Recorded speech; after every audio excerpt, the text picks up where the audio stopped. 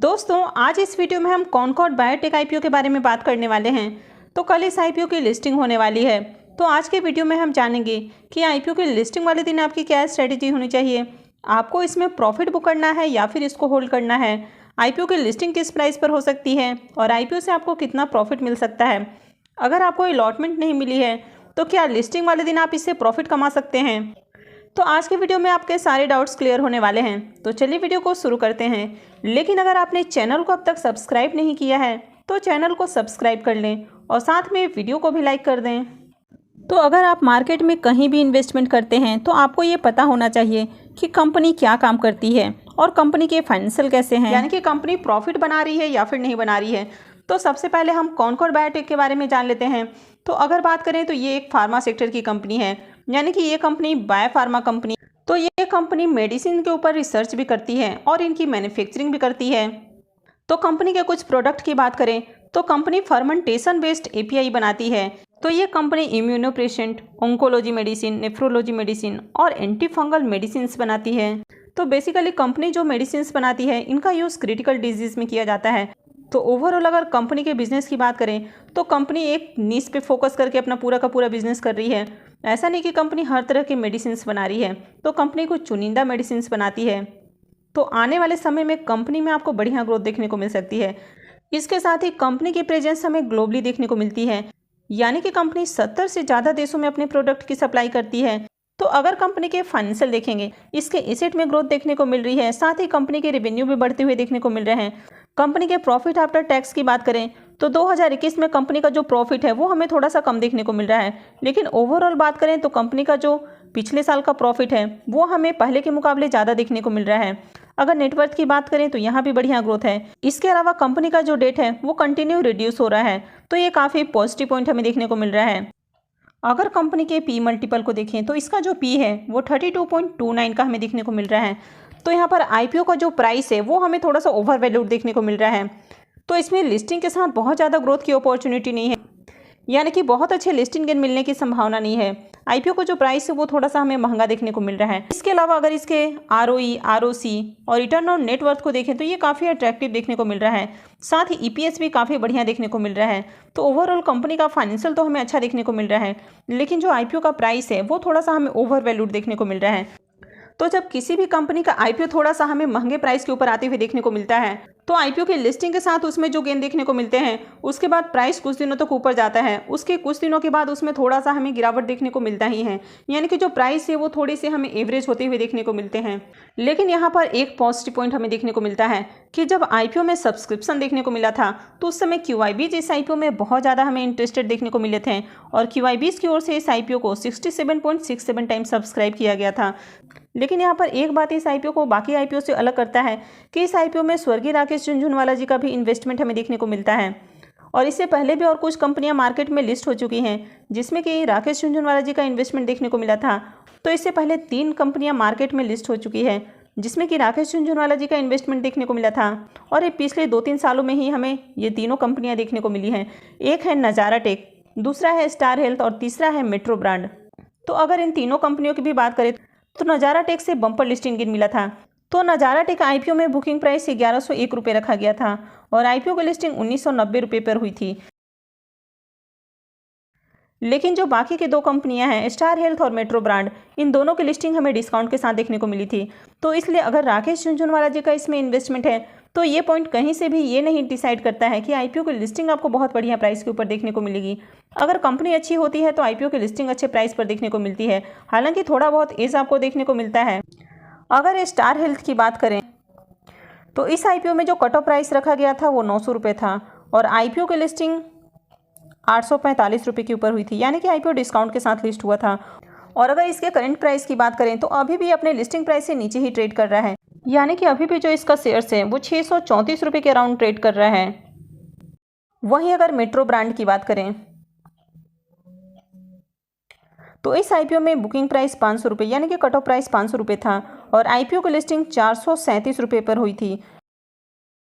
लेकिन अगर इसके करंट प्राइस की बात करें तो इसका जो शेयर्स है वो 1087 रुपये पे ट्रेड कर रहा है, तो इसने मल्टी बैगर रिटर्न बना कर दिया है। और अगर नजारा टेक की बात करें तो इसका जो प्राइस था वो 1101 रुपये रखा गया था और आईपीओ की लिस्टिंग 1990 रुपये पर हुई थी। लेकिन अगर इसके करंट प्राइस की बात करें तो अभी अपने लिस्टिंग प्राइस से काफ़ी नीचे ट्रेड कर रहा है और ये 696 रुपये के अराउंड ट्रेड कर रहा है। तो जब भी आईपीओ ओवर वैल्यूड प्राइस पर आता है तो लिस्टिंग के बाद उसके प्राइस में एक डिप देखने को मिलता ही है। तो 2020 से लेकर अब तक जितने भी आईपीओस आए हैं तो उसमें बहुत सारे ऐसे आईपीओस हैं जिन्होंने मल्टी बैगर रिटर्न दिया था, लेकिन अगर आप उनके करंट प्राइस की बात करेंगे तो वे अपने लिस्टिंग प्राइस से भी नीचे ट्रेड कर रहे हैं। तो चलिए अब हम इसके भी ग्रे मार्केट प्रीमियम देख लेते हैं और जानेंगे कि कल लिस्टिंग वाले दिन आपको क्या स्ट्रेटेजी फॉलो करनी है। कॉनकॉर्ड बायोटेक आईपीओ के ग्रे मार्केट प्रीमियम को देखें तो अभी इसका जो करंट प्रीमियम है वो 122 रुपये के ऊपर ट्रेड कर रहा है। आईपीओ में लॉट साइज की बात करें तो ये 20 शेयर्स का है, तो इसका मतलब है कि इस आईपीओ से 2440 रुपये आपको एक लॉट के ऊपर प्रॉफिट देखने को मिल सकता है। तो जब भी इसके प्रीमियम में एक डिप देखने को मिलता है तब इसमें हमें बाइंग देखने को मिलती है और तुरंत ही इसका जो ग्रे मार्केट प्रीमियम है वो रिकवर होकर थोड़े से और ऊपर प्राइस के ऊपर देखने को मिलता है। तो जहां कुछ दिनों पहले इसका प्रीमियम 95-97 पे ट्रेड कर रहा था वो अभी फिर से हमें 122 रुपये के ऊपर देखने को मिल रहा है, यानी कि इसमें डिमांड है। और अगर आपने इसके सब्सक्रिप्शन फिगर को भी देखा था तो इसमें QIBs बहुत ज़्यादा इंटरेस्टेड हैं, लेकिन अभी जिस तरह आईपीओस की लिस्टिंग हमें देखने को मिल रही है तो प्री ओपन मार्केट में QIBs ये जो बड़े प्लेयर्स हैं उनकी ओर से हमें एंट्री देखने को नहीं मिल रही है। तो जो बड़े प्लेयर्स हैं वे प्री ओपन मार्केट में बाइंग ऑर्डर नहीं लगा रहे हैं, तो इसके कारण जो आईपीओ की लिस्टिंग है वो बहुत अच्छे प्राइस के ऊपर देखने को नहीं मिल रही है, लेकिन लिस्टिंग के साथ ही उसके जो प्राइस है उसमें काफ़ी बढ़िया उछाल देखने को मिल रहा है। अब चाहे आप यथार्थ हॉस्पिटल आईपीओ की बात करें, साइन TLM की बात करें या फिर SPFC फाइनेंस की बात करें, तो यहाँ पर हो सकता है कि आईपीओ की जो लिस्टिंग है वो 120 से 125 रुपये प्रीमियम के अराउंड ही आपको देखने को मिले, लेकिन उसके बाद इसके प्राइस में उछाल देखने को मिल सकता है। तो काफ़ी दिनों तक इसका प्रीमियम 140 रुपये पे ट्रेड कर रहा था, तो ऐसे में हो सकता है कि लिस्टिंग के बाद आपको इसके शेयर्स में अच्छा उछाल देखने को मिले। यानी कि जो आईपीओ की लिस्टिंग है वो अगर 120 रुपये प्रीमियम या 122 रुपये प्रीमियम के अराउंड भी होती है तो आईपीओ की लिस्टिंग आपको 863-860 के अराउंड देखने को मिल सकती है। और उसके बाद हो सकता है कि इसके जो शेयर्स हैं उसमें 880 रुपये के अराउंड आपको हाई लगाते हुए देखने को मिले, तो फिर वहाँ से आपको एक प्रॉफिट बुकिंग देखने को मिल सकती है। तो अगर आपको आईपीओ की अलॉटमेंट मिली है तो बेहतर है कि आप इसको लिस्टिंग के साथ ही सेल नहीं करें, आप इसको थोड़ी देर ऑब्जर्व करें। अगर लिस्टिंग के बाद इसके शेयर्स में अच्छी उछाल देखने को मिलती है जिसकी कि ज़्यादा पॉसिबिलिटी है तो ऐसे में आपको एक बढ़िया प्रॉफिट मिल सकता है। तो अगर आईपीओ 860 रुपये के अराउंड लिस्ट होता है और उसके बाद उसके शेयर्स में उछाल देखने को मिलता है और आईपीओ का जो प्राइस है वो 880 तक हमें जाते हुए देखने को मिलता है या 880 के अराउंड या उससे थोड़ा सा नीचे भी रहता है, तो आप उस समय अपने 50% शेयर्स में प्रॉफिट बुक कर सकते हैं और रेस्ट को आप होल्ड करके रख सकते हैं और उसको कुछ दिनों के लिए ऑब्जर्व कीजिए। लेकिन यहाँ पर आपको इसे लगा के रखना है, या फिर अगर आपको लगता है कि मैं इससे नीचे तो इसमें लॉस नहीं लेने वाला हूँ तो उस समय आप इससे एग्जिट कर सकते हैं। तो इस कंपनी में राकेश झुनझुनवाला जी की जो फैमिली ट्रस्ट है उनका इन्वेस्टमेंट हमें देखने को मिल रहा है। तो इससे पहले भी जो 3 कंपनियां हैं उनमें हमें इनका इन्वेस्टमेंट देखने को मिला था, तो उन तीनों की जैसे कि हमने लिस्टिंग देखी तो उसमें नज़ारा टेक से ही अच्छा प्रॉफिट मिला था लिस्टिंग के साथ ही, बाकी की 2 कंपनियां डिस्काउंट के साथ लिस्ट हुई थी। तो इसलिए ये कभी भी डिसाइड नहीं होता है कि अगर किसी ने किसी कंपनी में इन्वेस्टमेंट किया है तो आईपीओ की लिस्टिंग आपको बम्पर प्राइस के ऊपर देखने को मिल सकती है। आपको उस आईपीओ की डिमांड, इसके साथ ही मार्केट की कंडीशन भी देखनी होती है। तो अभी तो मार्केट की कंडीशन बहुत ज़्यादा बेयरिश देखने को मिल रही है, तो ऐसे में इस आईपीओ से बहुत ज़्यादा लिस्टिंग गेन मिलने की उम्मीद नहीं है। लेकिन कहीं ना कहीं इस आईपीओ में डिमांड हमें देखने को मिली है, तो ऐसे में आईपीओ की जो लिस्टिंग है वो आपको एक डिसेंट प्राइस के ऊपर देखने को मिल सकती है। हालांकि बम्पर लिस्टिंग गेन की तो बिल्कुल भी चांसेस नहीं है। तो अगर आप लॉन्ग टर्म इन्वेस्टर हैं तो भी आपको इसमें प्रॉफिट बुक कर लेना चाहिए, क्योंकि जो आईपीओ का प्राइस है वो थोड़ा सा ओवर वैल्यूड है। तो कुछ दिनों के बाद इसके प्राइस करेक्ट होकर नीचे आते ही हैं, तो उस समय आपके लिए एक बाइंग अपॉर्चुनिटी हो सकती है। तो आप इसके कुछ शेयर्स को होल्ड करें, बाकी के शेयर्स को सेल कर दें, ताकि आप इसको कंटिन्यू वॉच करते रहें।